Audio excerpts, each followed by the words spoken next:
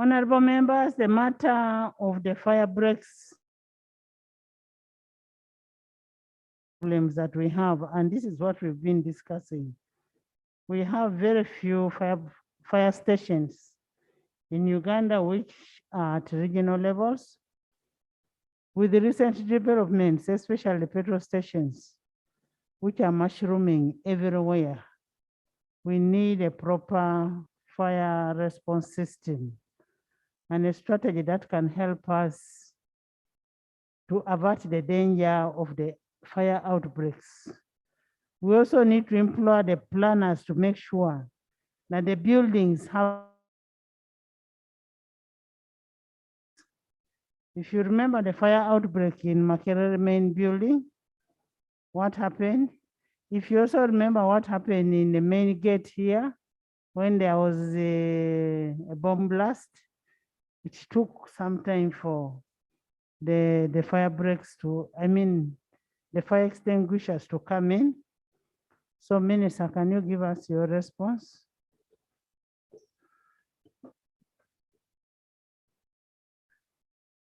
Right Honorable Speaker and Honorable members,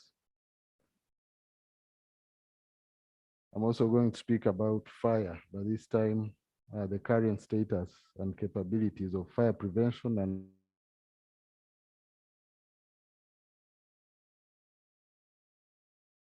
introduction.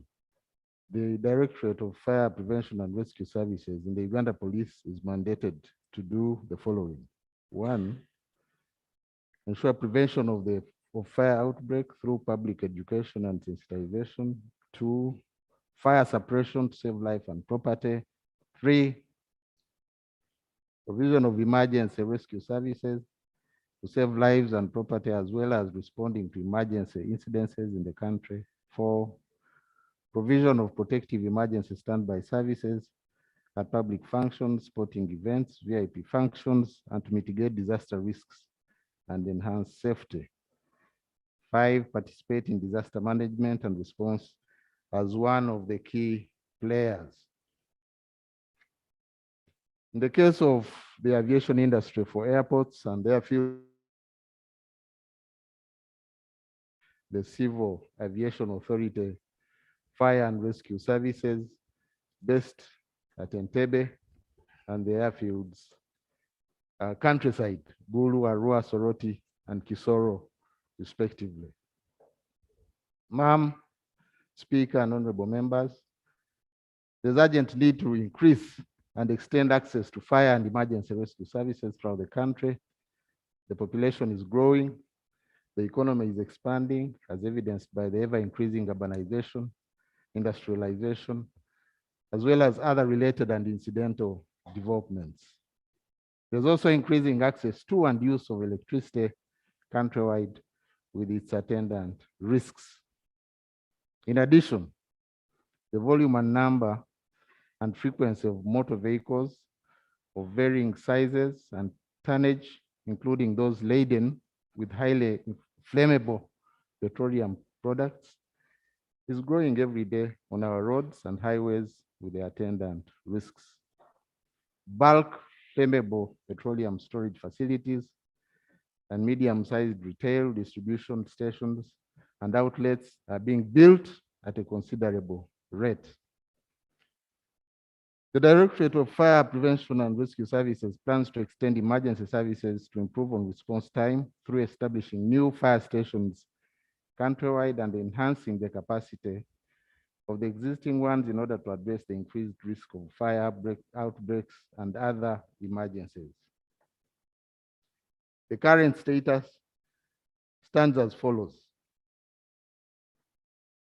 In terms of manpower, trained firefighters, we have 699 personnel.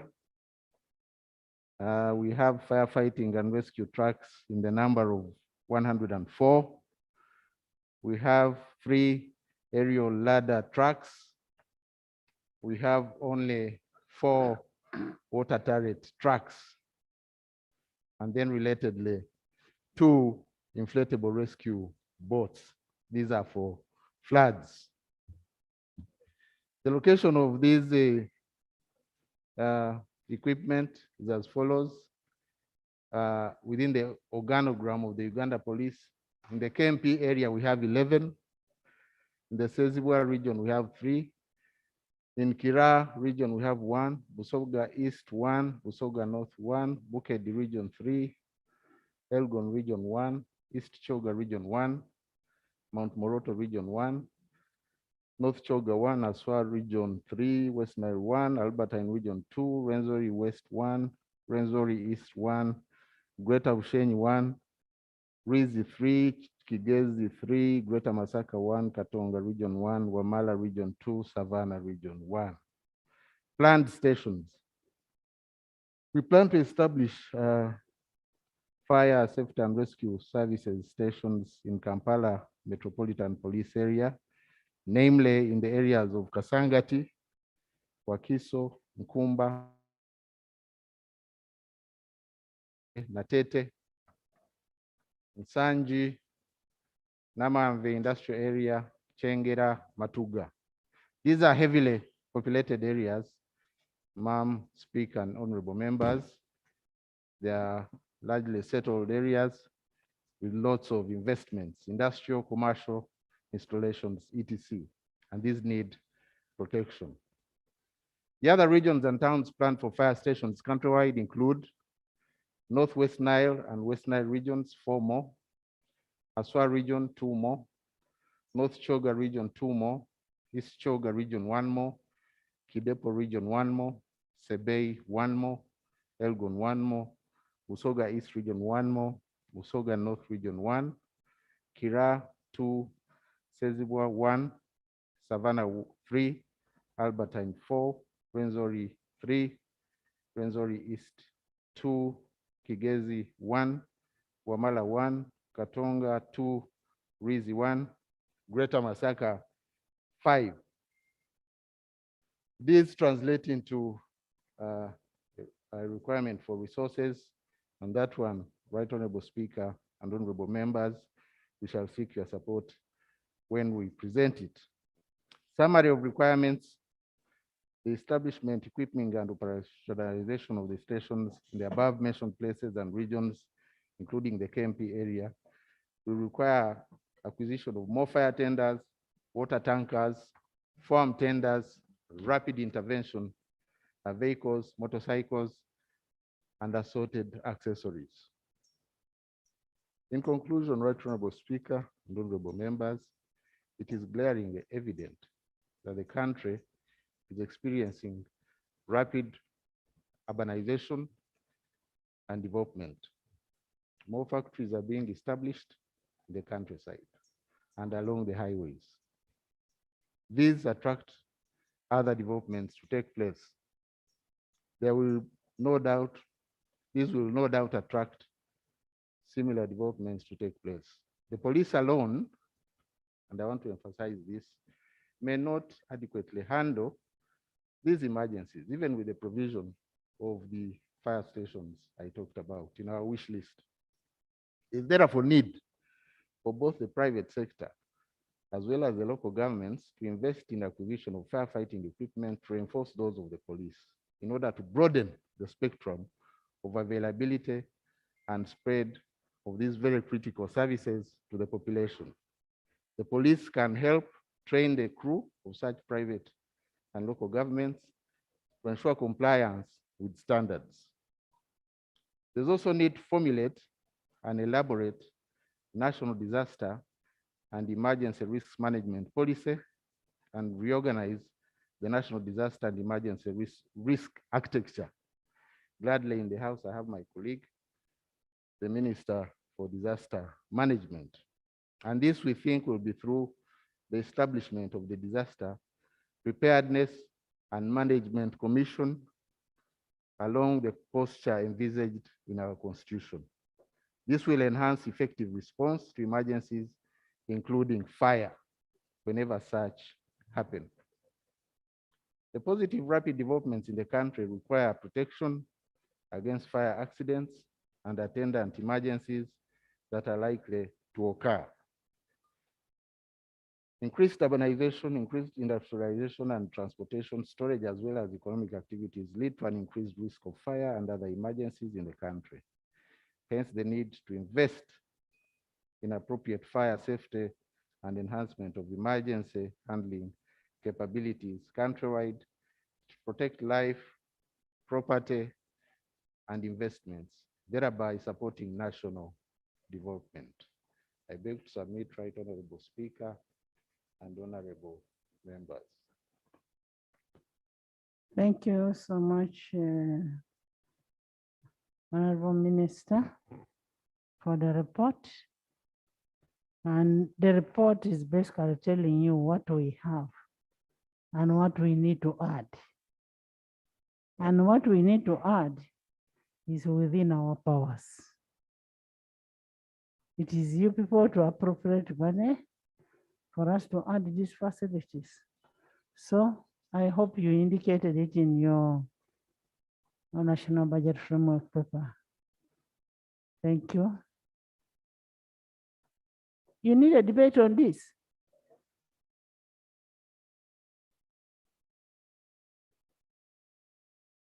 Okay. Thank you, Madam Speaker. I take this opportunity to thank the Minister for bringing this report to the House.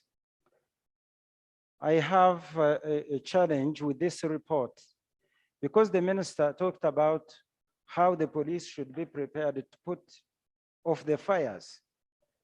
And when he talked about the regions, even if we have the equipment on regions, there is a problem with the community if they are not prepared to put off the fires themselves. Because if you say there is a facility in Mbarara and the challenge is in Ntungamo or Rubari, the distance is so far and the communities are not prepared.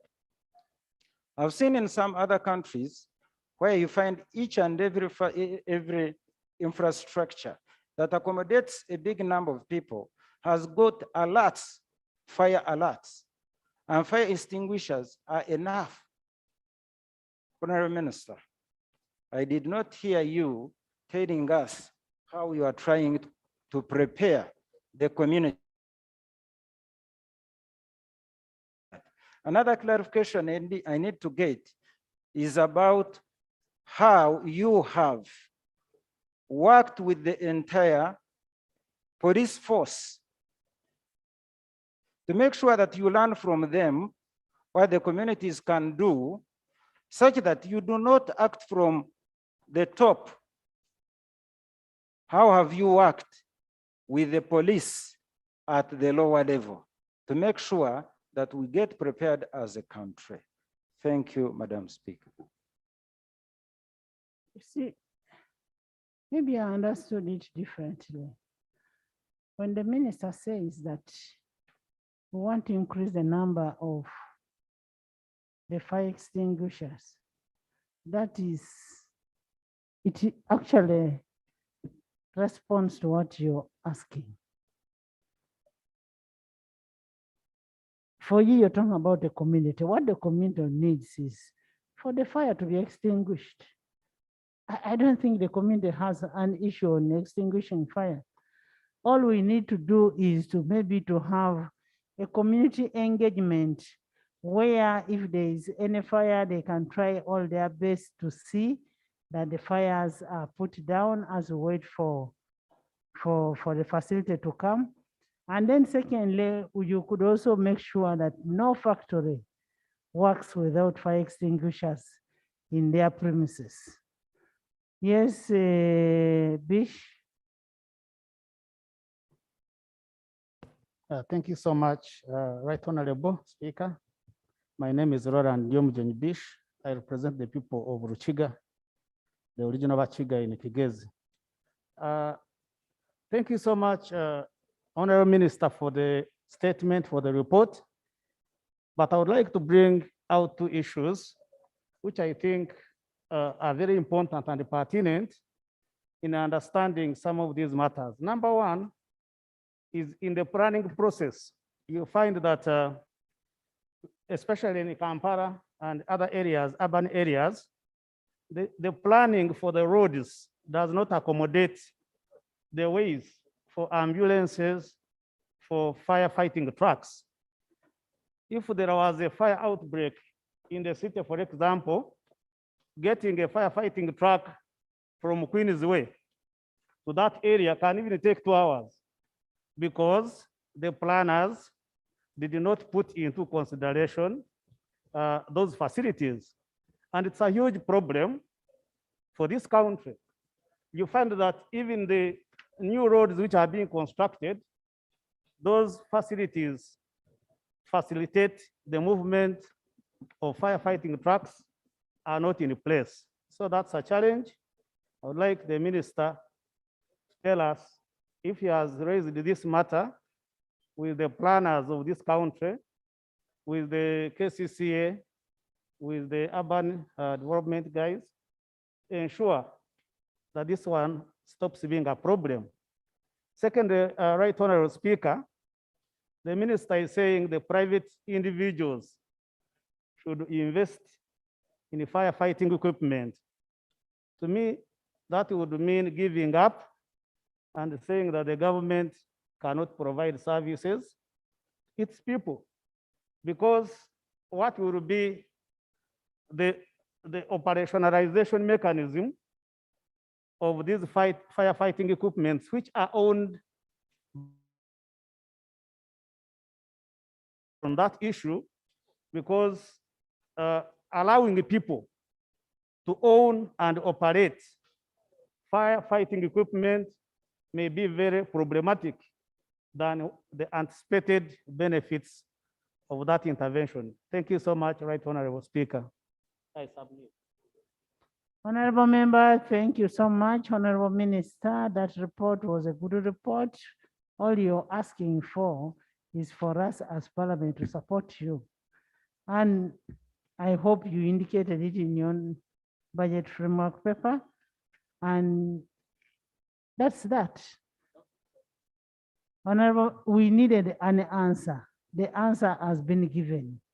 And that is what we want. I want to thank you so much.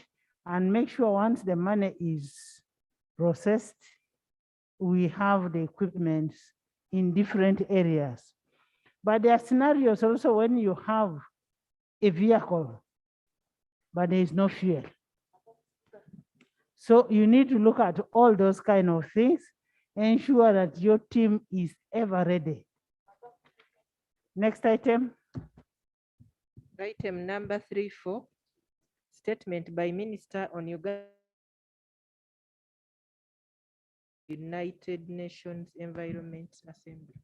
Honorable Minister of Water Environment, you can present your statement.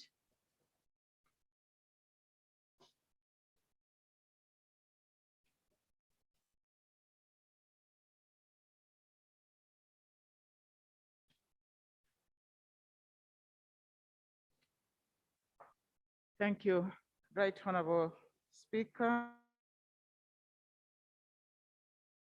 Right Honorable Speaker, I would like to thank you for this opportunity and allow me also to send you condolences for the demise of our Papa Mormor. Right Honorable Speaker, I'm happy to be back also in the House.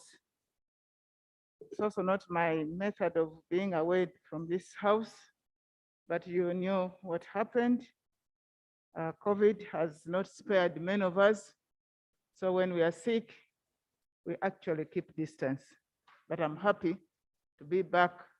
My brother on neck, those are talks of people. People will always talk, but the health issues is for everybody.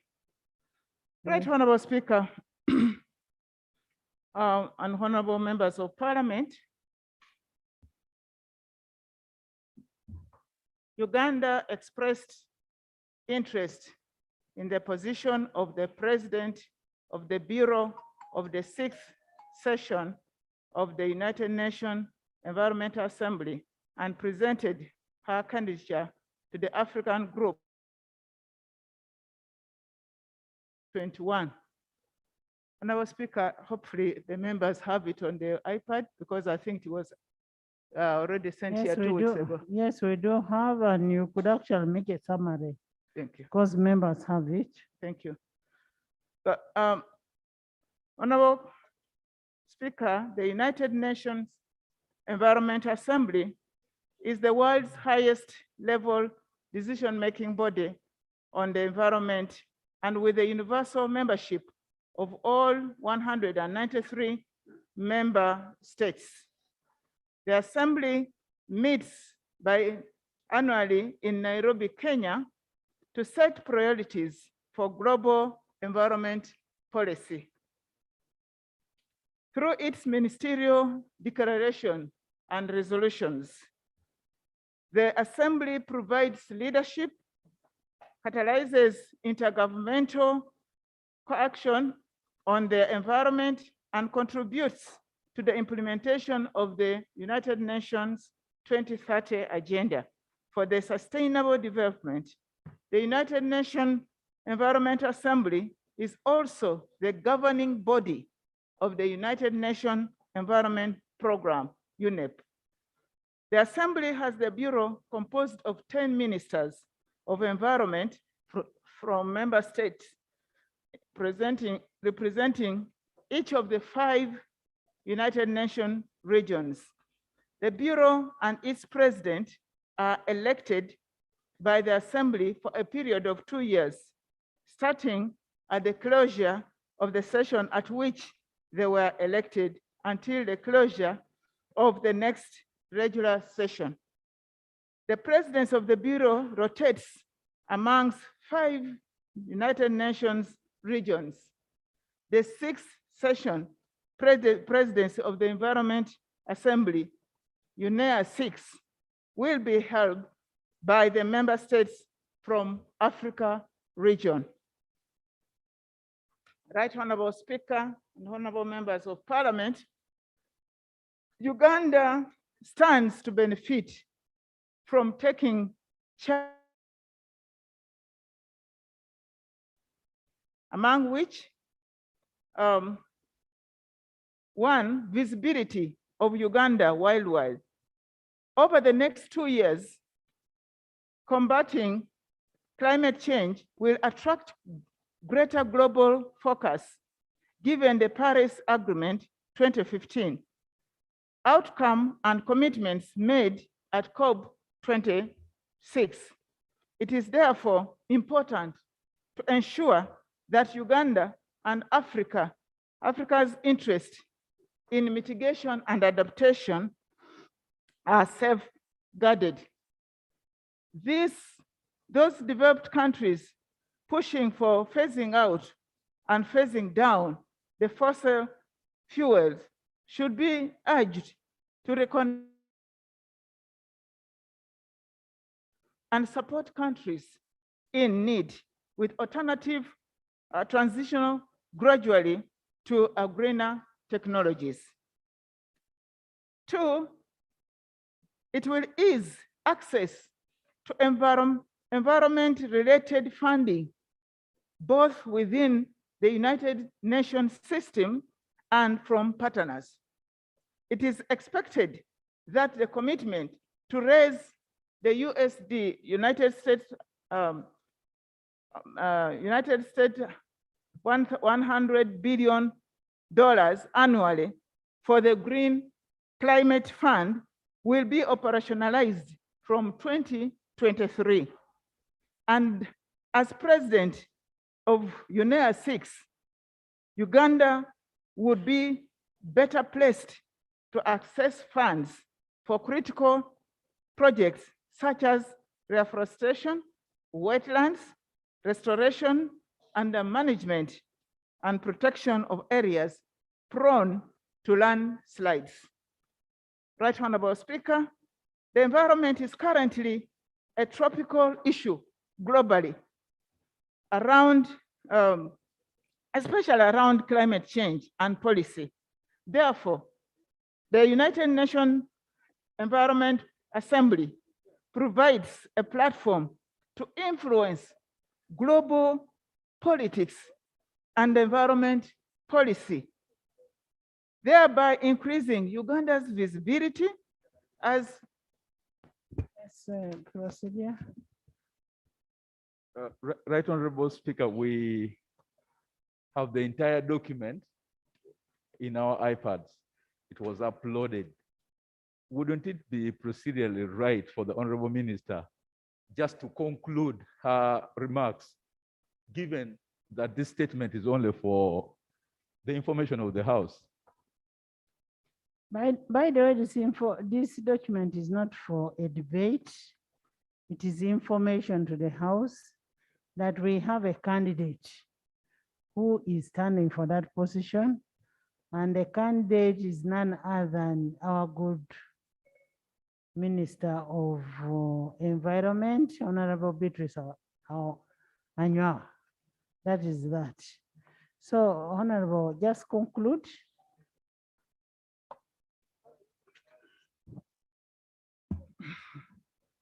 Right Honorable Speaker. Of course, be rest assured you have support of this House. Thank you. That position is very good for the country. You will have our support. Thank you. Most obliged. Right Honorable. Me to point this key issue so that I bring you on board and go to the conclusion that holding this UNEA 6 presidency will help us as a country to promote tourism among the United Nations member states. Tourism contributes 7.75% of the GDP and 1.6 billion as well as 6.7% to total employment in 2018. This is on record, and we envisage that we shall surpass that. We shall, as a strategy, enable to be in a position, better position, to advance even national interests and the agenda of matters of environment at different levels. Right Honorable Speaker, we envisage that this presidency will help us strengthen strategic partnerships among governments, support sound environmental action at a global level, regional and national level. So there are many accruing benefits, colleagues, as you have highlighted, which are already there. But allow me to give you the current status as I conclude. You are aware. Yes, procedure.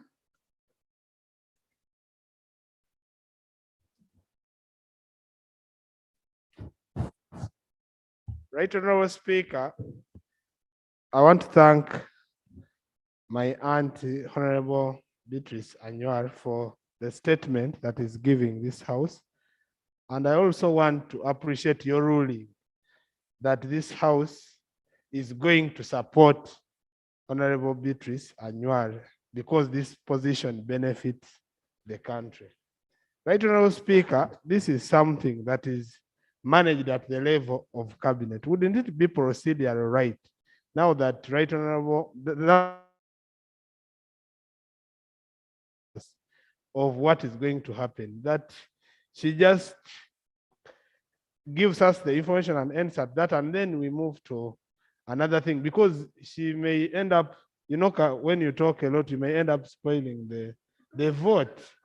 Right Honorable Speaker, because we already supporting her and wishing her well. No, we are supporters, Right Honorable Speaker. So would it be procedurally right for her to end at that, and we support her, wish her well, and we conclude this matter, Right Honorable Speaker, Thank than you. continuing to explain what we already know and what we already supporting and where you have already ruled. And the fact that the government of Uganda has fully endorsed our candidate, there is no way that there is nothing we can do. We support you. There is a procedure matter here. Thank you, Right Honorable Speaker. Right Honorable Speaker, I want to wish my sister, the Honorable Beatrice Anywar, well. She has been a champion for the environment in this country. She's a Mama Mavida, well known. However, Right Honorable Speaker, we did pass the National Climate Change Act. And I think Section 1 of that act states that this act shall come into force on a date to be appointed by the minister by statutory instrument. Can I know from the minister, you want to move forward? Where are we with this statutory instrument? Because the act is there, it's not yet in force because you have not issued this statutory instrument, which gives us the commencement date for this act. So can we get that right, Honorable Speaker? Otherwise, Honorable Minister, there is no point talking much. I think you should simply end there. And, You see, you we wish see- you well, because this parliament, we are not voters. You see now Thank how you're spoiling the whole thing of the minister. You're now asking for the act. For us, we want what we are saying. Let's support the minister. You're supported. Madam Speaker, I am on my knees praying for the Honorable Minister because when she wins, Uganda has won. And this brings a pride to the Pearl of Africa. Madam Speaker, in her submission,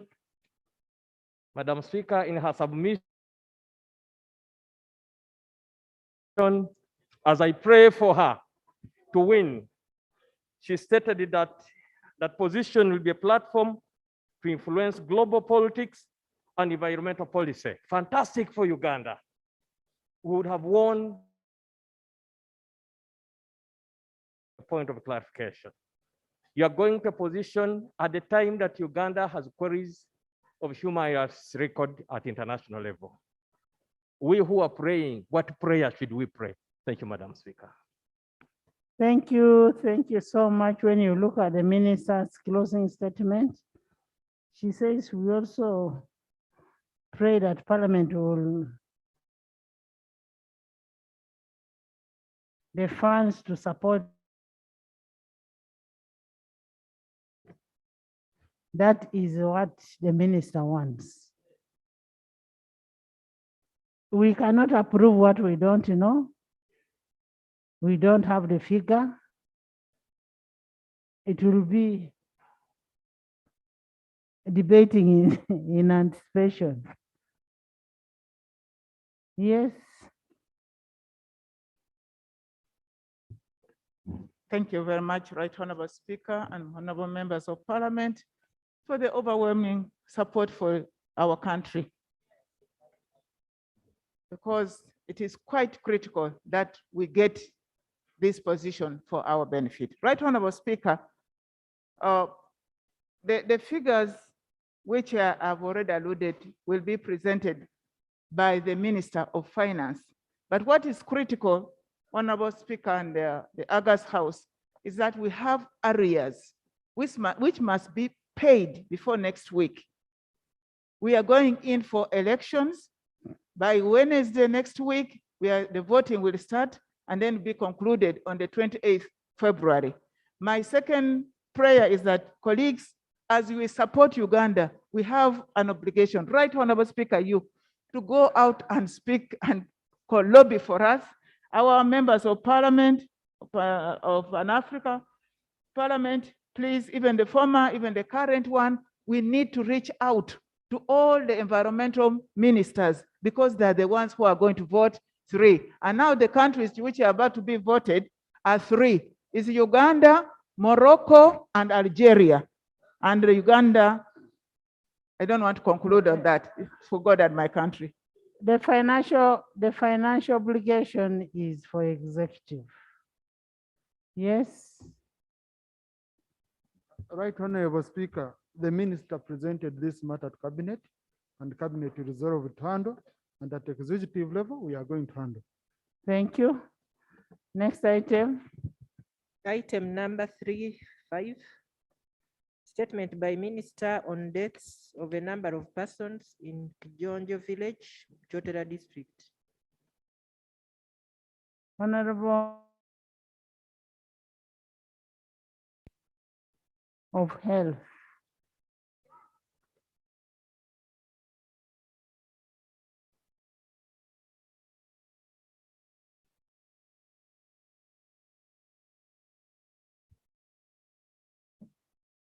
Right, Honorable Speaker.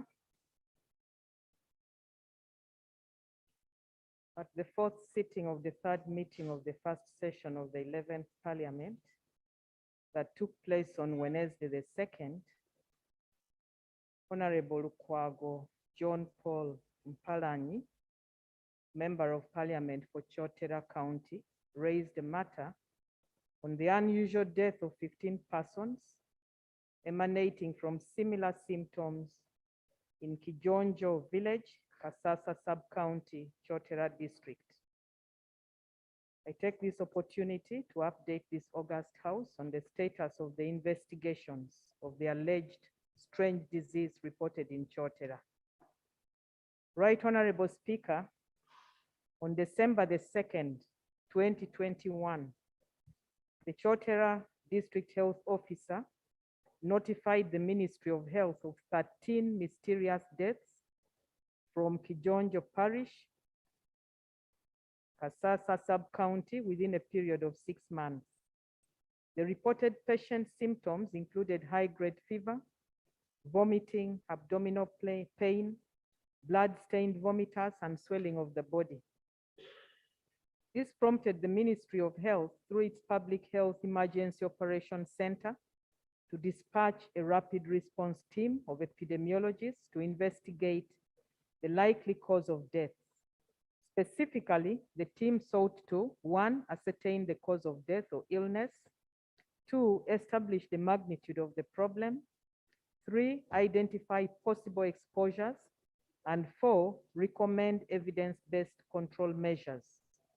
The team actively searched for suspected cases in the affected communities and interviewed case persons who were alive and close relatives of the deceased persons. They also held discussions with community opinion leaders, local leaders, and owners of health facilities and clinics where suspected case persons sought treatment. Our findings. Right Honorable Speaker, according to the report, as of 6 February 2022, the investigation team had listed 13 case persons, 6 males and 7 females. There were 13 recorded deaths, 6 males and 7 females. The age range was 15 to 83 years old, with a median of about 49. Of these, 5 died of known illnesses, and the known illnesses were malaria, sepsis secondary to abdominal operation, hypertension, epileptic attack, and stroke after seeking treatment.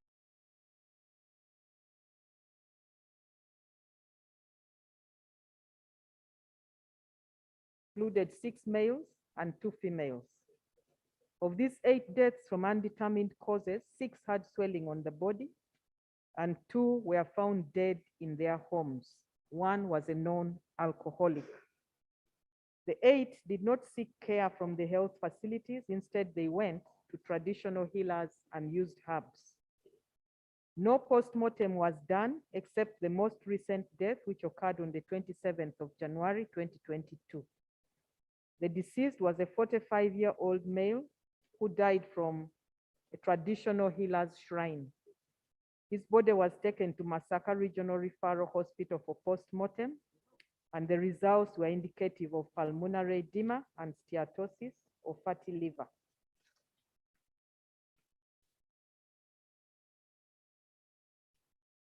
Right Honorable, I have provided a table showing the list of investigated cases. I request that I don't go through the table since this statement was uploaded. Next is a map showing Kasasa sub-county in Chotera district, and specifically the parishes of Kijonjo and Nakatoke B, which are the affected parishes. Right Honorable Speaker, the investigation team also found that the affected community calls the swelling of the body italo, which is cellulitis in the medical language. They believe that italo should only be treated by traditional healers using herbs, and that formal treatment leads to death of the victims. Cellulitis is a common bacterial skin infection that causes redness, swelling, and pain in the affected area of the skin. If untreated, it can spread and cause serious health problems. It is treated with antibiotics. Right Honorable Speaker and honorable members, there were 4 survivors who had swelling of the body parts similar to the deceased. 2 of them sought treatment from Kijonjo Health Center 2 and were diagnosed.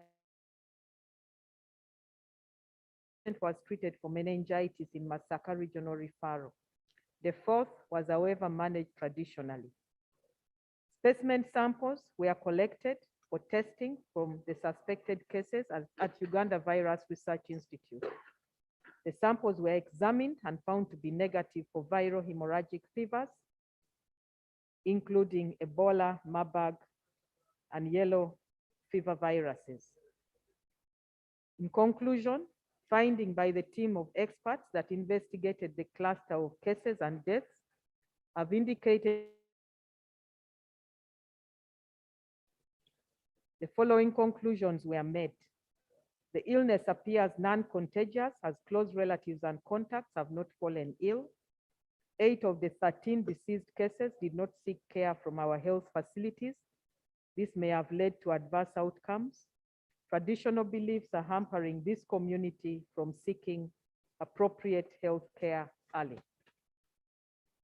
The public health actions that we undertook: 1, health education on healthcare seeking behaviors regarding etalo. 2, we heightened surveillance to identify suspect cases so that we can direct them for prompt treatment. Right Honorable Speaker, the Ministry of Health team continues to follow up the cases to ensure there are no deaths due to preventable causes. The ministry applauds the community and leaders of Chotera and all medical personnel for giving care and treatment to the patients, and continues to appeal to the public to remain vigilant in reporting all unusual occurrences. I beg to submit. Thank you so much, Honorable Minister of Health. You had a statement, and the ministry is doing all it takes to make sure this is curbed down. And we want to thank the ministry for really making that close follow-up. Some of us are not medics to start saying that it should have been like this, like this. So when you hear from a medic, you take it that work is being done so long as people are recovering. And now people also need to take caution. You can't fall sick and then you go to a witch doctor. When you fall sick, you go to the hospital. It is the hospital to diagnose what you're suffering from. Next item. Item number 3.6. Statement by Minister on inappropriate content of reproductive health contained in the education curriculum.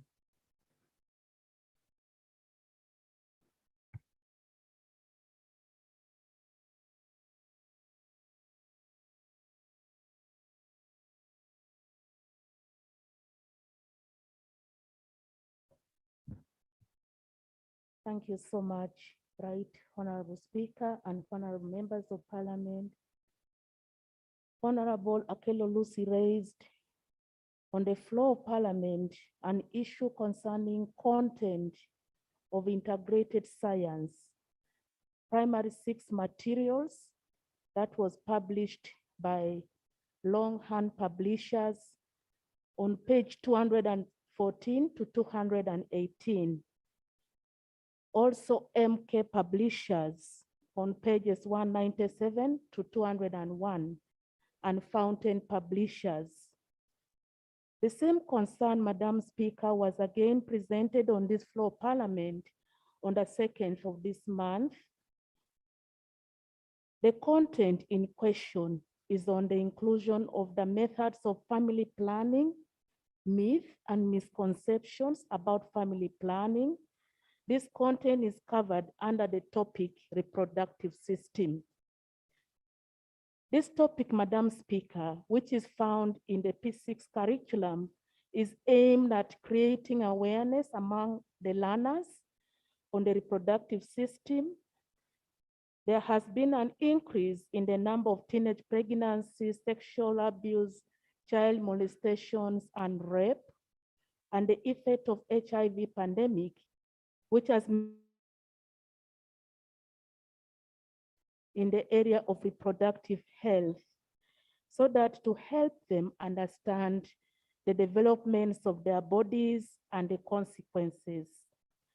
Madam Speaker, the primary 6 integrated science curriculum, the main general aim of the curriculum at this level is to provide learners with knowledge to prepare them to be responsible citizens. The learning outcome for the topic on reproductive system is for the learners to develop further knowledge about their reproductive system, to acquire scientific knowledge and life skills for improving and maintaining the efficiency of reproductive system. Madam Speaker, this curriculum was developed based on Bloom's taxonomy of 1956, which categorized knowledge into 6 levels of demand. It categorized it as knowledge, comprehension, application, analysis, synthesis, and evaluation. According to Bloom, Madam Speaker, the learning outcome in question requires learners to get basic knowledge and comprehend, understand it for creating awareness and for purposes of applying the knowledge to safeguard themselves in society. The subject competencies as presented in the curriculum, it reads as you can read in your respective iPads as it has been downloaded. The bullet. Those are the subject competencies as presented in the curriculum. An analysis of those competencies used in the subject competencies as it has been described in the Bloom's taxonomy, it can be noted that they are limited to knowledge and application so as to keep the content appropriate for the end consumer, who is the learner. Right, Honorable Speaker and colleagues, why the content on family planning is on P6 curriculum? First of all, understanding and caring for their body changes during puberty. Learners in P6 are at the onset of puberty, which is characterized by changes in their body organs and hormones that come with psychological changes. Learners, therefore, need to understand these changes, accept them, and gain skills of how to care for their bodies during and after puberty. Number 2, why the content of family planning is for preventing teenage pregnancies. Uganda registered high rates of early teenage onset of sex and teenage pregnancy. According to the Uganda Demographic and Health Surveillance of 2016, Madam Speaker, this is evidence-based information. 10% of women and 17% of men had sex intercourse by the age of 15, while 1.2% of women gave birth by the age of 15. This renders inclusion of reproductive health education in the curriculum necessary to create awareness in the children, since the curriculum is meant to address societal issues. Number 3, to provide knowledge to learners who may drop out of school after primary 7. Madam Speaker, Uganda has a low completion and transition rate. According to the UBO Statistics Abstract of 2018, 60% of the pupils who join primary 1 sit P7 completion rate, and 60.6% of these join senior 1 class. This implies that, Madam Speaker, of the 1,000,009 pupils who joined P1 in 2017, about 1,179,363 will complete P7. And of these, few will progress to further secondary education. So this means only 36.3 of the pupils who join P1 class will manage to go to senior 1, while 63.3% will remain at primary level. Hence, there is the need to give for them this critical information, critical knowledge about family planning at the elementary level of primary. And the fourth reason is strengthening other governmental interventions in combating HIV and AIDS.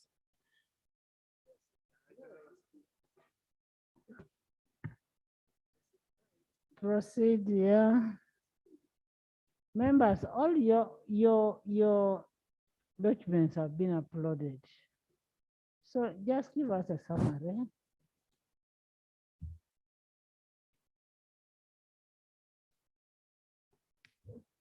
Thank you, Right Honorable Speaker. Right Honorable Speaker,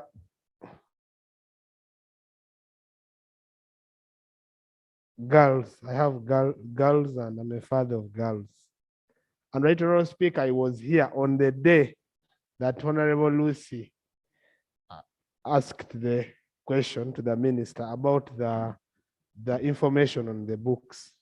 Right Honorable Speaker, the information was not about, it was about the language, the sex language that is actually used when imparting knowledge to the children and the young learners. Would it be procedure right, Honorable Speaker, for the Honorable Minister to give us a diversion from the question that the Honorable Member asked? Because we're talking about the sex language, and the Honorable Minister is talking about the content and how it impacts on the girls at puberty stage, because the whole thing was about the sex language, the language that was being used. It was in the not book. sex language, it was reproductive health. Right, Honorable Speaker, it was inappropriate language used. That was the question of the Honorable Member, Right, Honorable Speaker.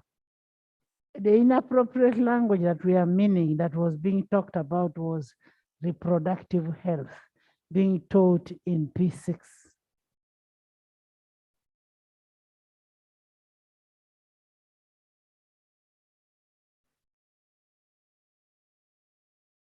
Thank you so much, Madam Speaker, for your wise intervention. That was very, very clear that issues of reproductive health and specifically family planning, and she even gave example of Reproductive Health Uganda that was quoted in those textbooks. So thank you for your wise intervention. Right, Honorable Speaker, this is the right time for us to ask the questions, specifically on reproductive health. It is good in the curriculum you have inputted issues of reproductive health.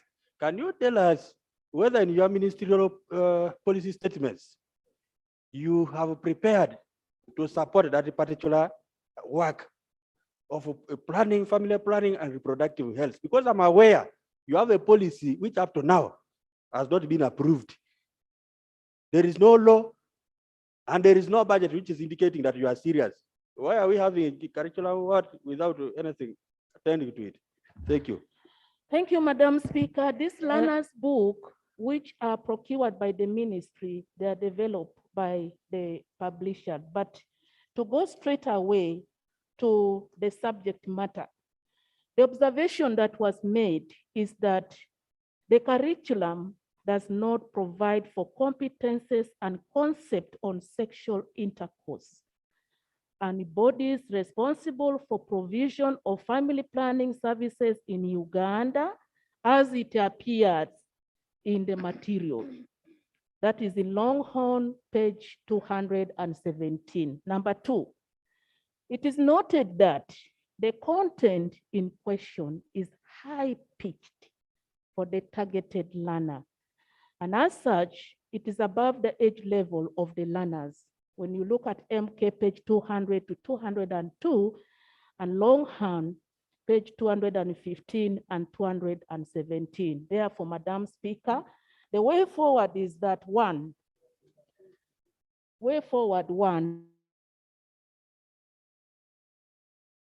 Honorable Serany has just been here and said the issue was with the content, and the Honorable Minister said no, it was not the content. But now in the observations, it is actually, the report is saying the content is the problem, and she's even quoting the pages in those books. So are we proceeding right when the minister denies the fact that is in her report? Minister, what did you say? Madam Speaker, I think there are two critical issues here. The area of reproductive health, the content that is delivered for this age bracket within that specific, the content meaning that the terminology used for that class, like the reproductive family planning, including the service providers, I think we are still on the right track.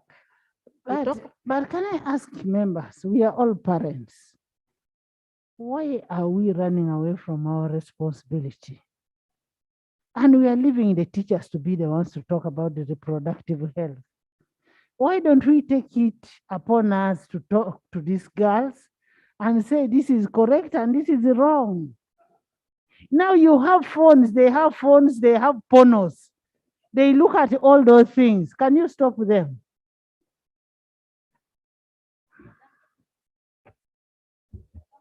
Yes, Honor Whopper.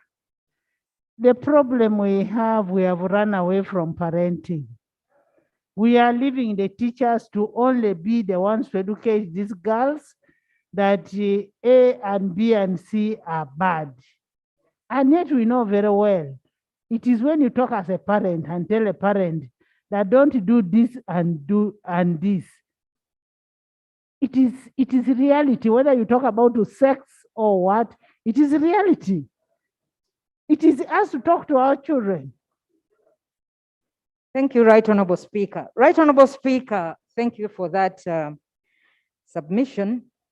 But Right Honorable Speaker, the Honorable Minister, I appreciate what you're talking about. However, the Honorable Lucy Akelo laid even books here on the table. What you should be telling us is what is the ministry doing about those books that have been published? Are you not responsible for first approving before these books find themselves into the bookstores and so on? So that is what we want to hear, that you are going to either direct that these books get out of the bookstores because they are not appropriate, and the schools that are using them should stop. So that should be the way forward. Otherwise, we all appreciate issues of reproductive health. We know very well that we need a school health policy. The issue of comprehensive sexuality education was talked about and suspended. So all these are issues. So the way forward should be for you to tell us what you are going to do about those books that have inappropriate language.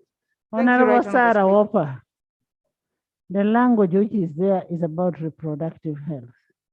He's advising that if you do A, B, C, D, this will not be good for you. You will conceive. You get it? Eh? It is talking about reproductive health. Now we want to bury our heads under the sun and pretend like we don't know what is happening. There is no problem with the books. Thank you, Madam Speaker. I was giving a way forward.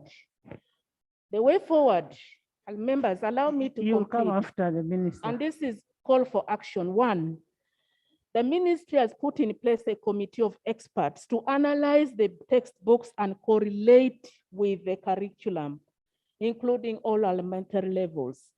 Two, the report and the recommendations from this committee will enable the ministry to act appropriately, including the ministry will issue a statement warning the public, especially the schools and the parents, against using materials that have not been evaluated by National Curriculum Development Center. Number three, the Ministry of Education and Sports will issue punitive measures against any person caught in distributing, selling books that have not been evaluated by National Development Center and will be reprimanded.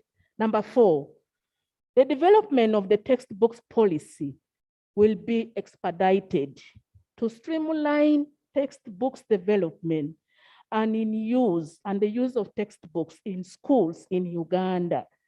Number five, Madam Speaker, the publishers will have to adhere to the processes and procedures of material evaluation to avoid exposing learners to materials that are not quality assured and not age appropriate. Number six, it is critical that book writers conform to the curriculum and attend book specification that is given.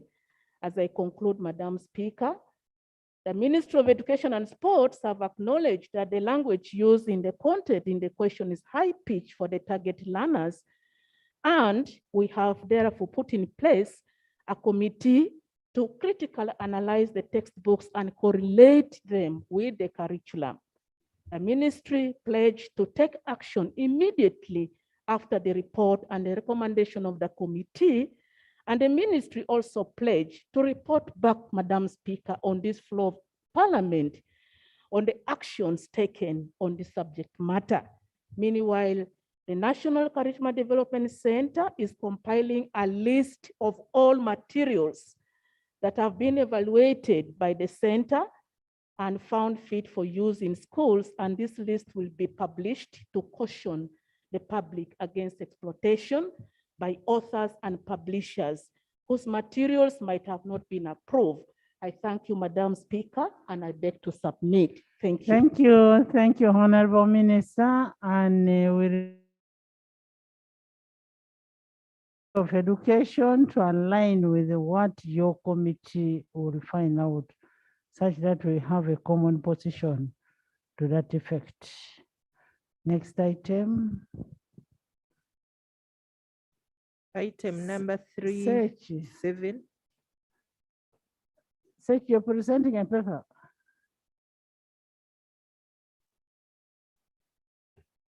Thank you, Right Honorable Speaker.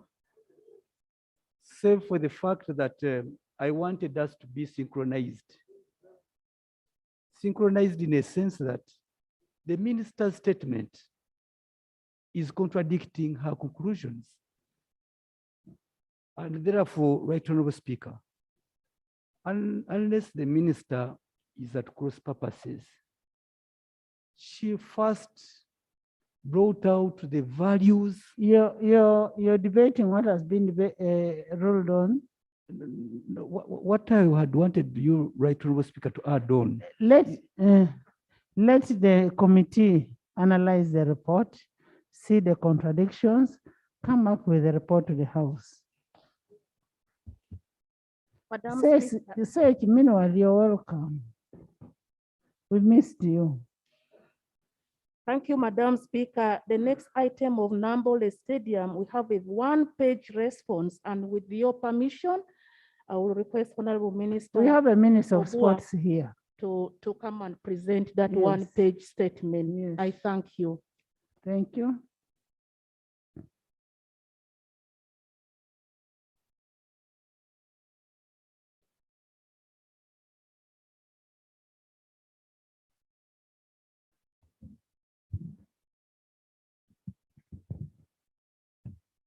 Right Honorable Speaker and honorable colleagues, this statement is prepared under Rule 52 of the Rules of Procedure of Parliament. Right Honorable Speaker and honorable members, this statement is made in response to an inquiry on government resettlement plans for residents of Chireka B village who are to be renovation of Mandela National Stadium, Nambole. Madam Speaker and honorable colleagues, government through the Ministry of Education and Sports wishes to make its response as follows. 1, Mandela National Stadium sits on a title land in the names of Mandela National Stadium Limited. 2, people who settled on this land in question, including those at Chireka B village, knew that it was Yes. government Madam land. Speaker, Yes. is it order. in order for the Minister of Health to sneak out of the house immediately after presenting her paper? Honorable Chen had asked for permission to go out, but she has left one Minister of Health here.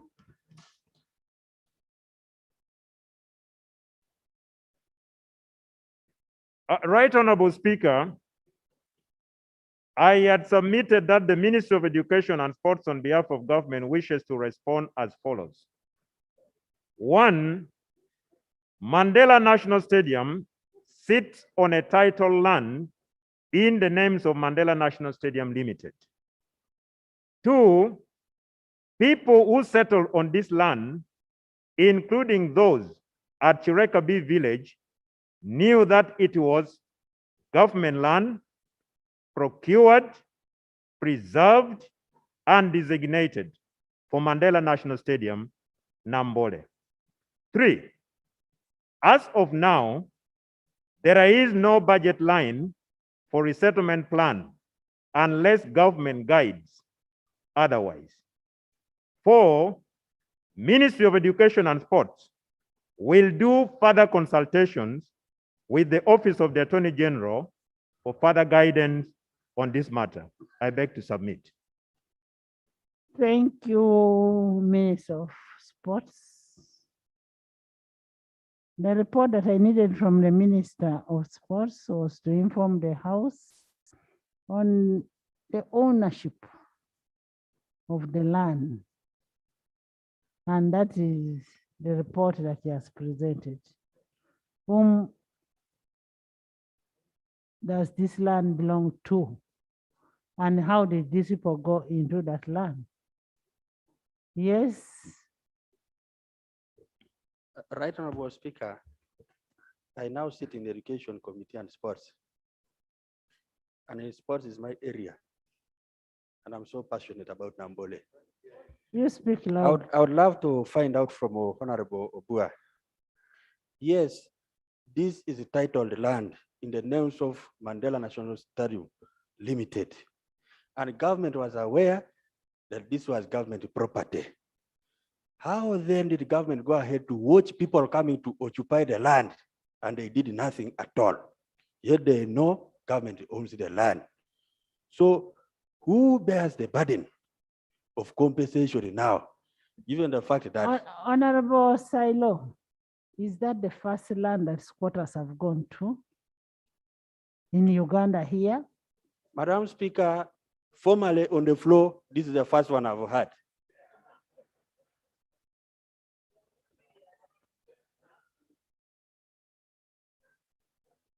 You know, the land belongs to government. The only thing that we now need to do is to find out how do we get these people out? How do we resettle them? Actually, that's trespassing. Eh?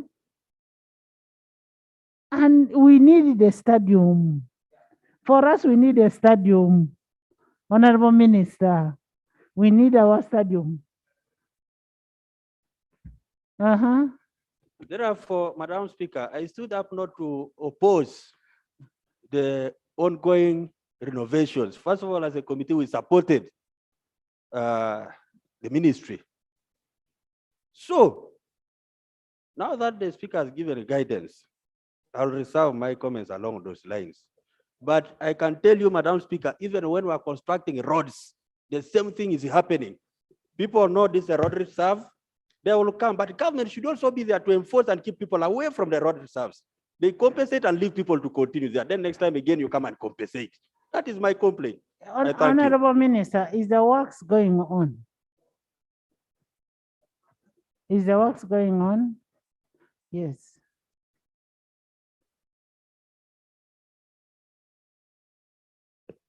Right Honorable Speaker,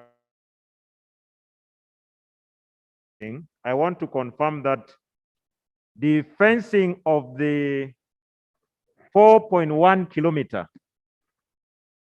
and approximately 120 acres of land for Mandela National Stadium is currently ongoing, and works are being executed by the UPDF Engineering Brigade under Ministry of Defense and Veteran Affairs.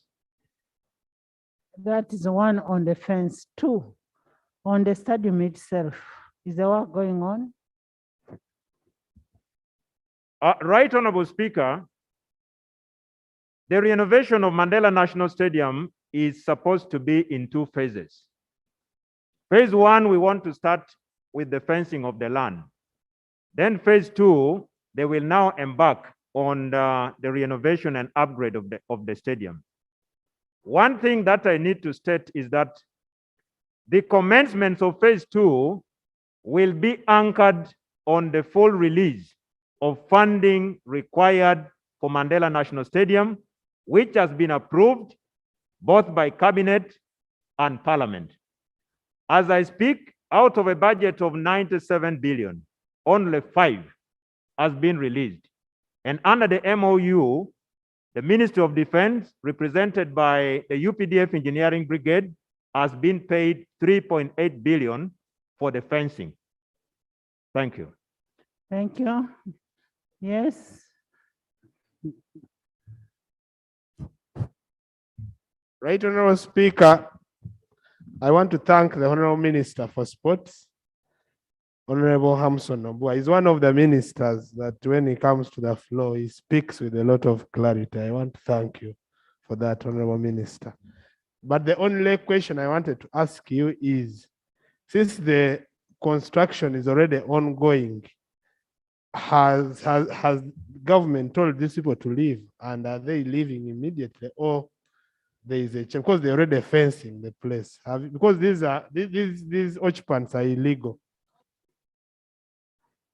Honorable Minister, are you fencing them in or out?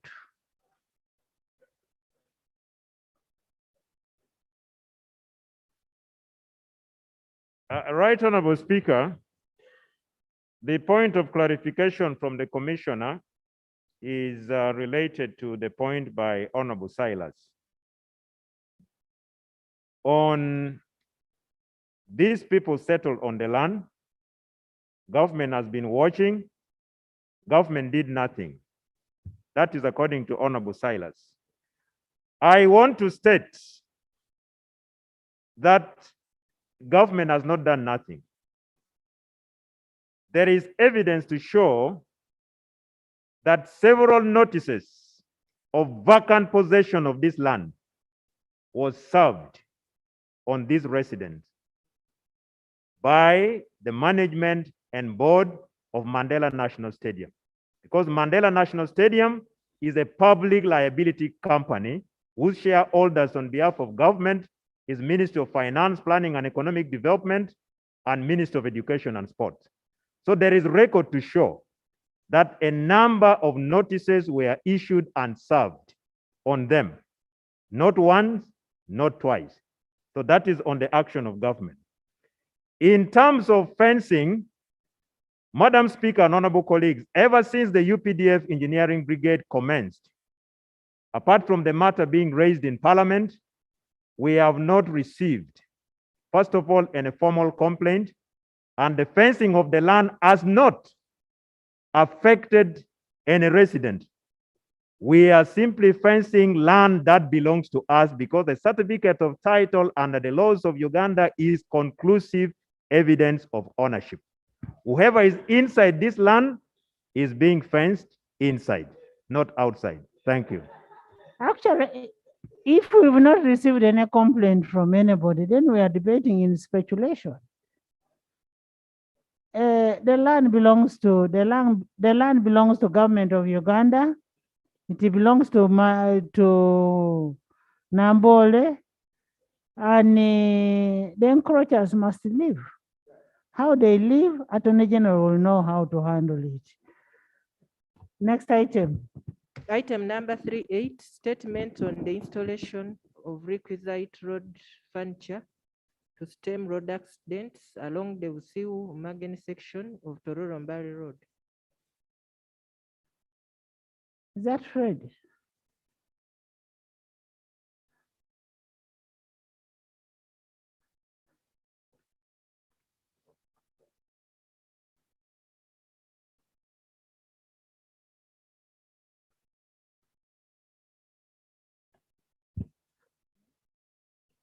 Right Honorable Speaker, honorable members, Right Honorable Speaker, this is a statement in response to the question raised by my brother, Honorable Wanda Richard, MP for Bunguko Central, regarding installation of requisite road furniture to stem road accidents along Ovasiu Bongani section. That's the section along that busy road of Mbale Tororo. Honorable members, the Tororo Mbale road section is part of a larger project called the North-East Road Corridor Asset Management Project. This project covers the Tororo, Mbale, Soroti, Lira, Kamdini corridor, a total of 340 kilometers. The project is being implemented in the form of output and performance-based contracting funded by World Bank in partnership with the government of Uganda. One of the key project development objectives of the output and performance-based contracting is to enhance road safety. As part of the design for the planned rehabilitation and improvement works, the contractor was required to undertake a road safety audit along the 340-kilometer corridor and the design safety improvement measures. The Usiu-Umangen section is among the sections identified as having a number of black spots, and appropriate improvement measures have been allowed in the design for rehabilitation and improvement of the works. These are to be implemented as part of the main works, which are due to commence once the social and environmental studies holding the start of the works are finalized. Interim measures to address the safety concern along the Usiu-Bongani section, as my brother raised it. Right Honorable Speaker, due to the delayed start of the main works under the OPRC, where the safety improvements are to be implemented, a decision has been taken by the ministry to implement the safety improvement under the emergency provisions of the contract. The contractor was instructed, and the safety improvement works are expected to commence on 14th February 2022, that is around month of next week. The safety provisions in form of Rambo strips, humps, and signs will be implanted at 3 locations. Busiu, that is near Manafa Bridge, Mile 6, and the Bunguko. Right Honorable Speaker, I would like to assure you and the honorable members that the identified safety improvements along the entire corridor of 740 kilometers will be implemented during the execution of rehabilitation and improvement works. In conclusion, Right Honorable Speaker, the ministry is committed to ensuring safety of the road users on the entire road network of this country. Thank you. I beg to submit. Thank you, Honorable Fred, for the report. Is Honorable Wanda here?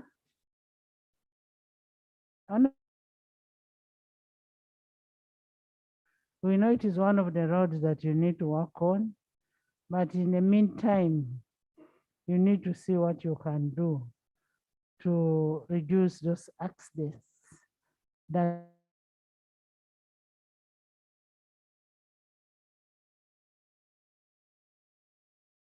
when you reach Bukedea Town Council, you still need to do something because vehicles move faster. So you need to go on that road, check what can be done in a short while as you go ahead to construct a new road.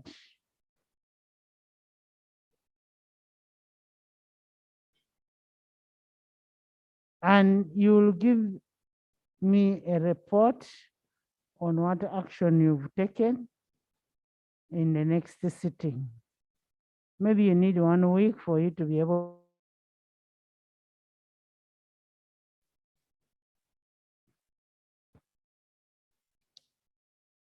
Thank you so much, Item. Madam Speaker. Terigo was one of the newly created districts in this country.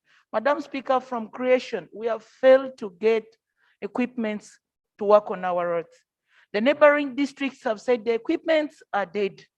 We cannot access the most vulnerable. Can I know from the Honorable Minister, when are we getting these equipments? 1, 2, we also requested 4 culverts. Madam Speaker, our places are not impassable. Can I kindly request this? Thank you. The question today was on the rampant accidents on that road because of overspeeding, which are tarmacked. The road is tarmacked. It is narrow. People are overspeeding, so the accidents which are there. The issue of the equipment is a known fact that the newly created districts like yours do not have equipment. Your parliament budget and buy equipment. Appropriate money for those equipments, and you'll have the equipment in the new districts. And they're not many. They are not really many. Let's have that in the budget, and we'll make sure that we get equipment for your districts. So make sure you follow with the works, whether that is one of the budget items that they have, so that you have the equipment. Thank you. Next item. Item number 4, laying of papers.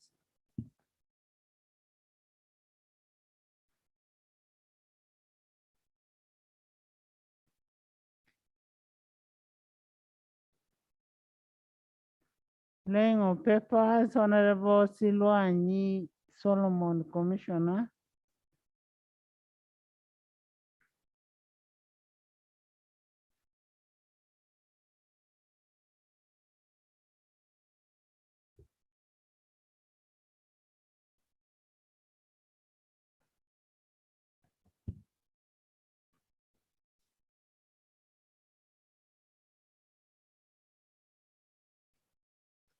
Right Honorable Speaker, I beg to lay the 22nd annual report on the state of human rights and freedoms in Uganda 2019. I beg to lay. Thank you. I refer the paper to the Committee of Human Rights for consideration and report back to the House.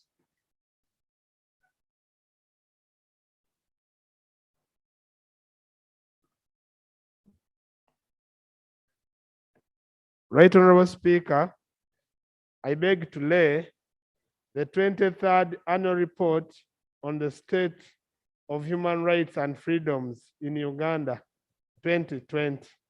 I beg to lay.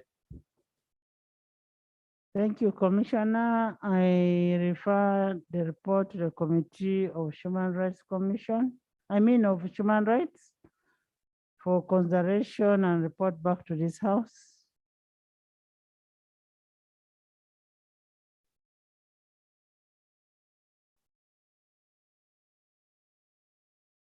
Honorable Commissioner. Right Honorable Speaker, I beg to lay the Uganda Free Zones Authority annual report for the financial year 2020-2021. I beg to lay. Thank you, Commissioner. I refer the paper to the Committee of Trade for consideration and report back to this House.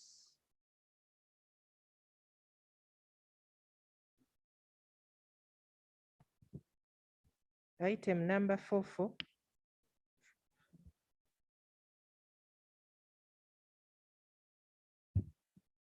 Right Honorable Speaker, I beg to lay the annual report of 1st July 2020 to 30th June 2021 of Petroleum Authority of Uganda. Thank you, Minister of Energy and Mineral Resources. I refer the paper to the Committee of Natural Resources for consideration and report back to the House. Item 45. Education Service Commission. Right Honorable Speaker, I beg to lay on table the Education Service Commission Annual Performance Report for the financial year 2020-2021. I beg to lay. Thank you, Honorable Minister. I refer the paper to the Committee of Education and Sports Item for 4. consideration and report back to the House. Item 46.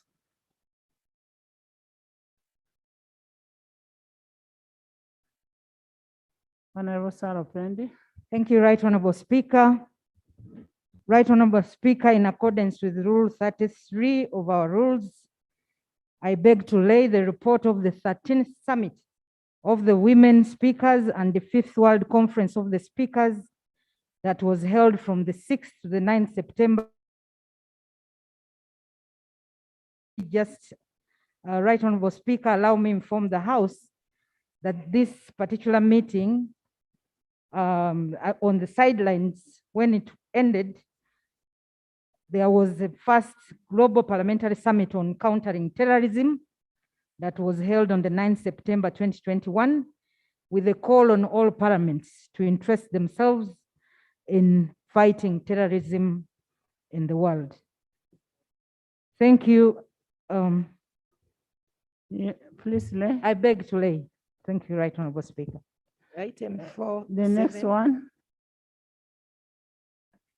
I beg to lay the summary report of the 143rd Interparliamentary Union Assembly and related meetings held in Madrid, Spain from the 24th to the 30th November 2021. And Right Honorable Speaker, you led this delegation, so I'm laying this report on your behalf. Thank you, honorable members. The report is referred to all committees for information. Please evaluate the actions that are required for intervention in the committees and act accordingly.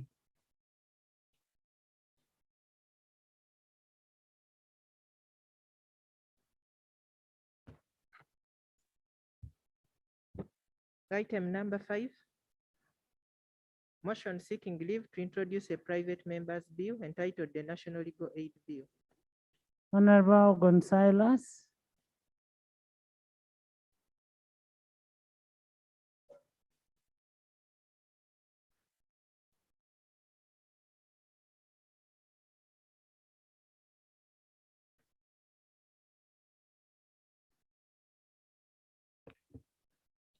Thank you, Right Honorable Speaker. This motion is uploaded. It was done in November in order to give members enough time Can you go direct to your motion? Motion seeking leave of Parliament to introduce a private member's bill entitled the National Legal Aid Bill. Moved under Rules 56, 121, and 122 of the Rules of Procedure of Parliament. Whereas Article 79 empowers the Parliament to make laws on any matter for the peace, order, development, and good governance of Uganda. And whereas Article 94(4) of the Constitution and Rule 121(1) of the Rules of Procedure of Parliament grant a member of Parliament the right to move a private member's bill. Aware that Uganda is a signatory to a number of international binding and non-binding legal instruments, including the Universal Declaration of Human Rights, 1948, the International Covenant on Civil and Political Rights, 1966, the Convention on the Elimination of All Forms of Discrimination Against Women, on the Rights of Persons with Disabilities, CRPWD 2006, the Convention on the Rights of the Child, 1989, the Lilongwe Declaration on Accessing Legal Aid in the Criminal Justice System in Africa, 2004, and the United Nations Principles and Guidelines on access to legal aid in the Criminal Justice Systems, 2012, which all enshrine key principles of equality before the law, the presumption of innocence, the right to a fair and public hearing by an independent and impartial tribunal, and the access to legal aid for persons charged with capital offenses and persons who cannot afford legal services. Further aware that the Constitution of the Republic of Uganda adopts the principles of equality espoused in international binding and non-binding legal instruments, such as equality before the law in Article 21, right to a fair hearing in Article 28, the provision of legal representation to persons charged with capital offenses in Article 28(3)(e), and the administration of justice to all, irrespective of their social or economic status in Article 126(2)(a) of the Constitution. Recognizing that whereas certain aspects of the legal aid are embedded in various legislations, such as the Poor Persons Act, Cap 20, the Advocates Act, Cap 262, the Civil Procedure Act, Cap 71, the Children's Act, the Children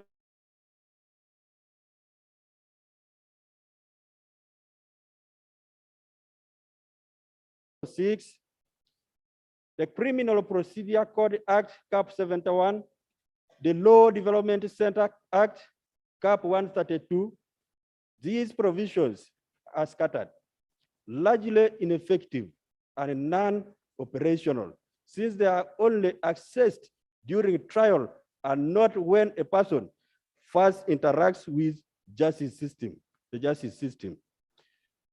The legal services are limited in scope and do not prescribe the duty bearer and modalities for providing and accessing legal aid services, respectively.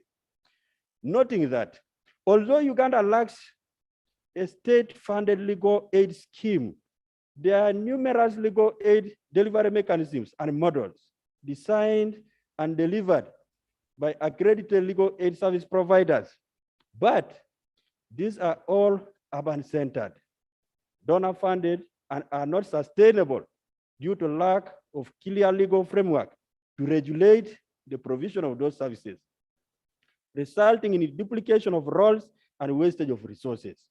Convinced that in order to give full effect to the principles of equality and fairness enshrined in the Constitution, there is need to enact a comprehensive and consolidated legislation providing an accessible affordable, sustainable, credible to vulnerable and indigent persons in Uganda.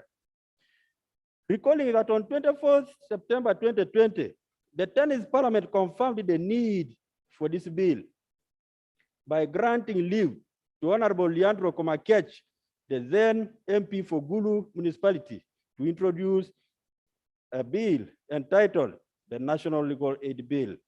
Further recalling that, whereas the National Legal Aid Bill 2020 was read for the first time on 11th May 2021, the bill lapsed with the dissolution of Parliament, of the 10th Parliament, in accordance with the rules 235(1) of the Rules of Procedure of Parliament, thereby necessitating this motion. Now, therefore, this motion is moved that Parliament grants me leave to introduce a private member's bill entitled the National Legal Aid Bill, a draft of which is hereto attached. And I do order the publication of the bill in preparation for its first reading. Madam Speaker, I beg to move. Thank you, Honorable Gon. Is the motion seconded? Seconded by Elijah, by Mouma, by Aru.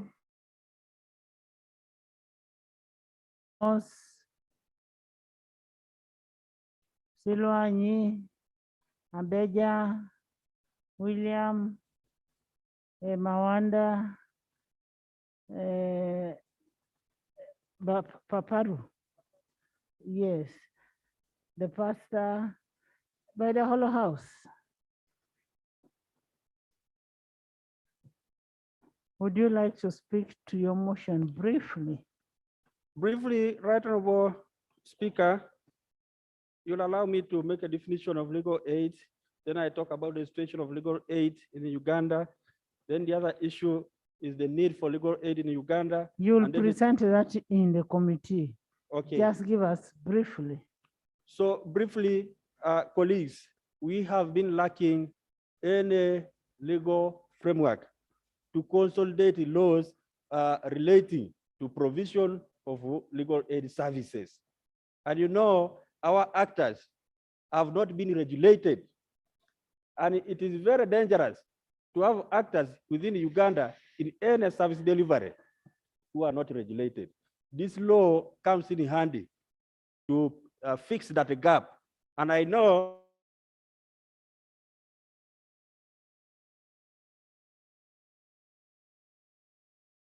if you like, maybe I would only, in a summary, choose only one thing.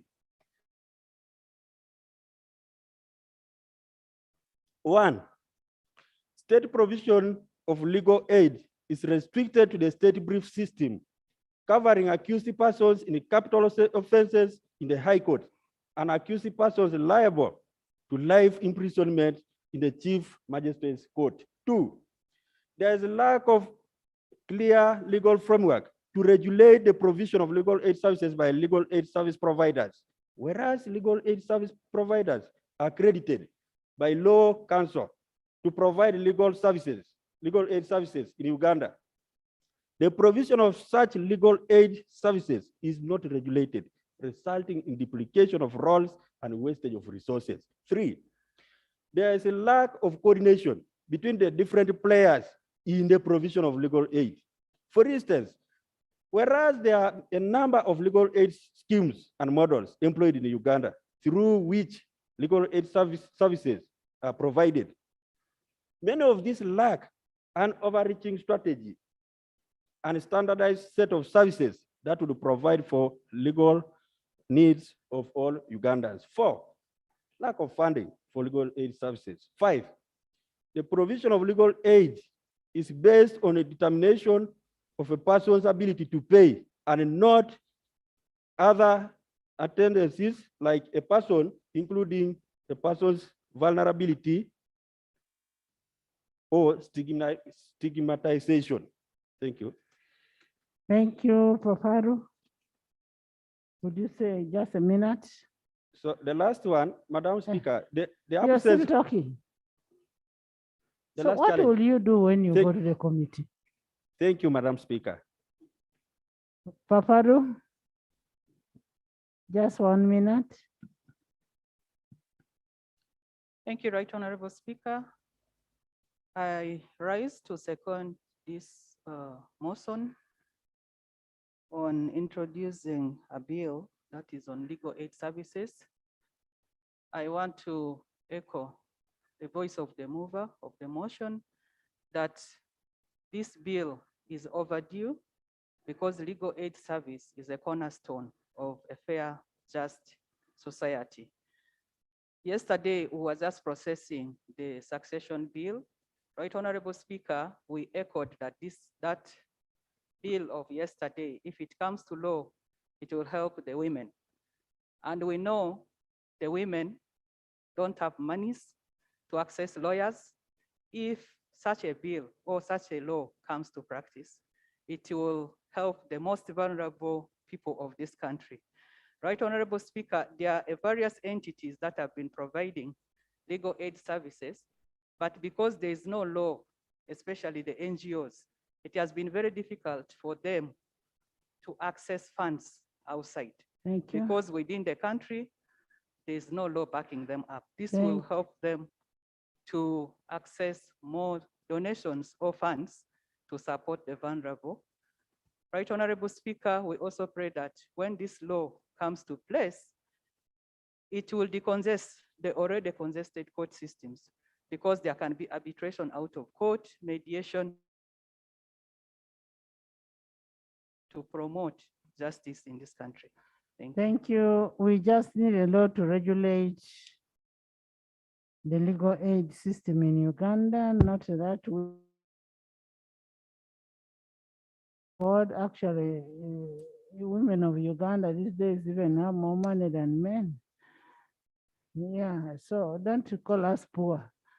We are not poor. And Honorable Mawanda, 1 minute.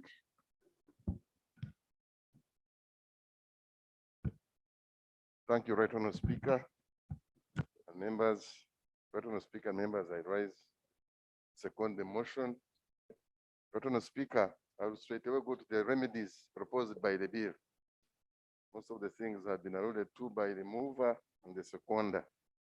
Madam Speaker, this bill introduces new and update the law on legal aid in Uganda. The bill seeks to make provision for the operation and administration of legal aid service providers by expanding the scope of legal aid services beyond merely providing legal counsel and imposing a criteria for provision of legal aid by accredited legal aid service providers. The bill therefore seeks to facilitate access to legal aid services by providing credible, accessible, affordable, sustainable, and accountable legal aid services to indigent or poor, marginalized, or vulnerable persons in Uganda. Madam Speaker and members, I beg second.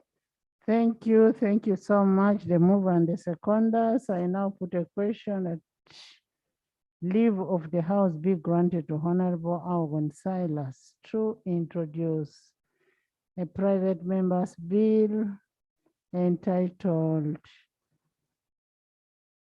the National Legal Aid Bill.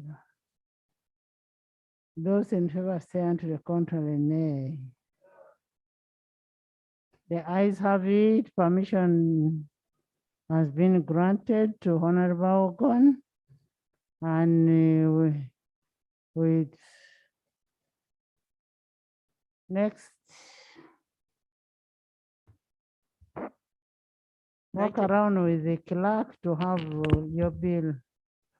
Get ready.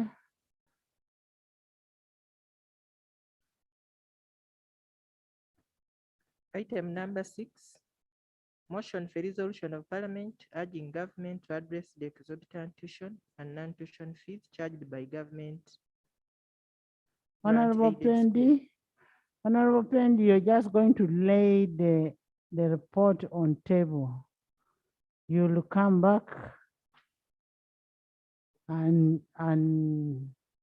present your motion and it will be debated upon. Just lay it on table It is uploaded, members go through, then the rest will be done.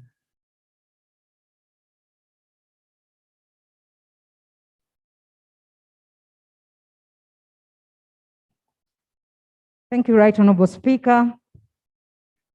Right Honorable Speaker, this is a motion for a resolution of Parliament urging government to address the exorbitant tuition and non-tuition fees charged by the grant-aided schools. Right Honorable Speaker.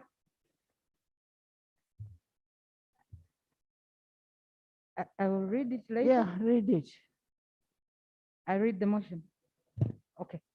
Thank you, Right Honorable Speaker. Right Honorable Speaker, whereas Objective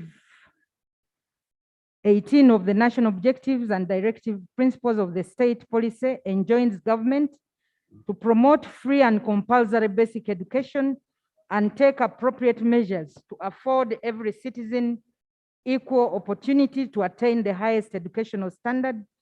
And whereas Article 30 of the Constitution grants all persons a right to education, aware that the Education Act 2008 establishes grant-aided schools as schools not founded by government, but which receive statutory grants in form of aid from government and are jointly managed by the foundation bodies and government.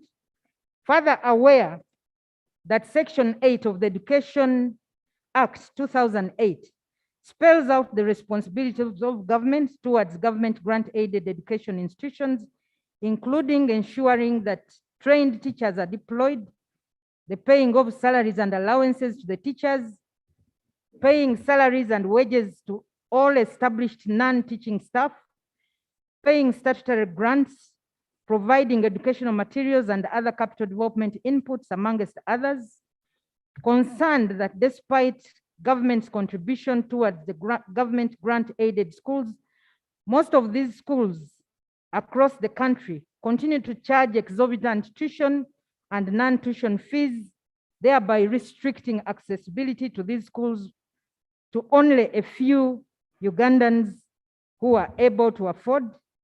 Further concerned that some government grant-aided schools justify their charging of exorbitant fees with the need to pay many other expenses involved running the schools, including utilities, capital development funds, and salaries to which the government only contributes a small percentage that is insufficient. Recognizing that even with certain government grant-aided schools charging exorbitant fees allegedly to meet the various demands of running the schools which the government does not adequately meet, some government grant-aided schools, especially in upcountry districts, continue to register excellent academic performance, even with tuition and non-tuition fees for boarding schools below 1 million shillings. Considering that the education sector plays a pivotal role in ensuring that Uganda achieves Vision 2040, which aims at transforming Uganda from a predominantly peasant and low-income country to a competitive upper middle-income country, cognizant of the Sustainable Development Goal 4, which aims at ensuring inclusive and equitable quality education and promoting lifelong learning opportunities for all, among other objectives.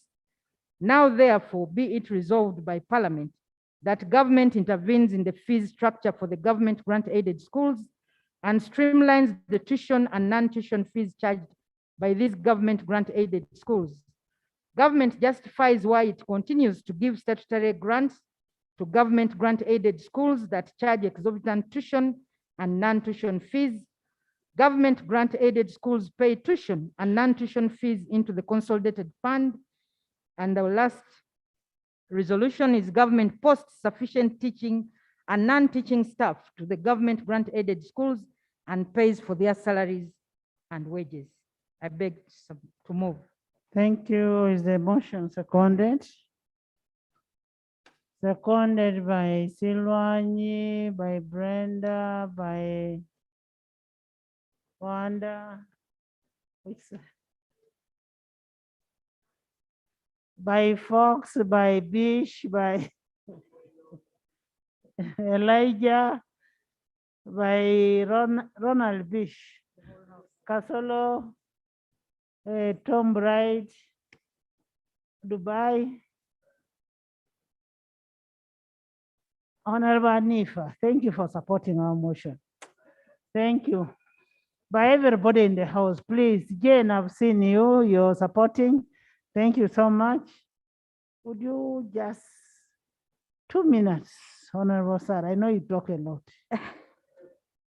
Thank you, Right Honorable Speaker. I will try to justify in the 2 minutes. Right Honorable Speaker, we all know that the Constitution gives the responsibility of providing quality education to the government, and Section 4 of the Education Act mandates the state to provide education and training of its children jointly with the support of parents, guardians, and other stakeholders. And Right Honorable Speaker, basic education is supposed to be provided and enjoyed as a right by all persons in the country. However, Right Honorable Speaker, financing of education has become extremely expensive for the ordinary citizens, especially to the grant-aided schools in this country. Financing of education in these grant-aided schools is through fees, grants from the government, donations, and other means appropriated by the government. But Right Honorable Speaker, government in these grant-aided schools, as per the Education Act, it's their responsibility to ensure that all trained teachers are to pay salaries. It's their responsibility to pay the allowances and also pay for the teaching, for the non-teaching staff in these schools, and also provide educational materials. However, Right Honorable Speaker, attached to my motion is a report that since I don't have time, clearly shows what most of the schools like Mount St. Mary's College Namagunga, Gayaza High School, St. Mary's College Kisubi, St. Peter's SS in Zambia, and others. These are the few that we managed to reach and pick their invoices. But you'll find, Right Honorable Speaker, that these schools are justifying the high tuition they charge on the fact that government only pays a certain number of teachers. For example, St. Mary's College Kisubi has 80 teachers. Out of these, 48 are paid by government.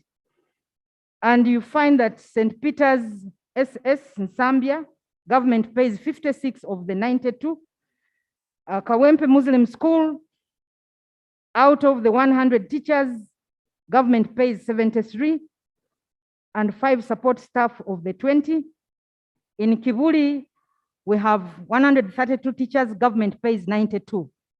However, even then, this justification, Right Honorable Speaker, does not hold, because when we compared this with the private schools like Seta High, you'll find that Seta High meets the cost of maintaining the buildings, meets the cost of paying all the teachers, meets the cost of feeding the children, and other costs incidental in the running of schools. But the fees were almost the same with these schools that already receive funding from government, but also receive where teachers are paid also by government. So, Right Honorable Speaker, we need equity in education. The poor children that performs very well in our districts from upcountry schools, even where they have got a 4, cannot come to Namagunga, cannot come to Gayaza, because their parents cannot raise the 3 million or 2.8 that is being charged, Right Honorable Speaker. And Right Honorable Speaker, all this money is collected and used at source by these schools. So it's for this reason, Right Honorable Speaker, in order for us to ensure there is equity in this country and other parts, Sebei, Masindi, and everywhere, to also come to these very good schools that are grant aided, we need to have all the monies collected by these schools the money is charged as fees paid in the consolidated fund so that it is distributed to support all the other schools in the country. Thank you. So, Right Honorable Sarah. Speaker, I beg to submit my seconders, Right Honorable Speaker, are around. The others who were initially on the document are on duty up country. So I have given you. Thank you, those who thank you, second. Thank you, Honorable Right Honorable Speaker. Sarah. And this is a very pertinent issue that we need to look at in depth. Since the seconders are there, it has been seconded. Elijah, you want to speak? For 1 minute?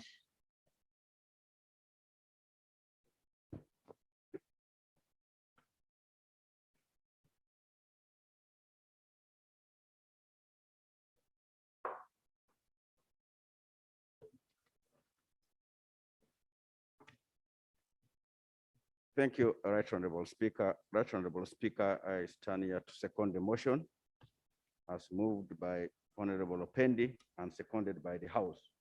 Right Honorable Speaker, let me just go to just post questions. When we engaged our research department to do a research and pick from a number of schools, there are about 8 or so schools that were picked.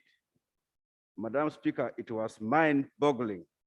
Like, for example, Gayaza, even if you got 4 aggregates and you are from Malera, until you pay the 400,000, which they say is for admission, yet you have even passed. They charge you for that admission fee, 400,000.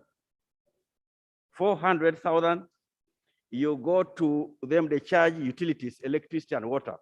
Because it's my understanding that the people of Mwenge Central or the schools there, those in Kasilo, the women rates are the same.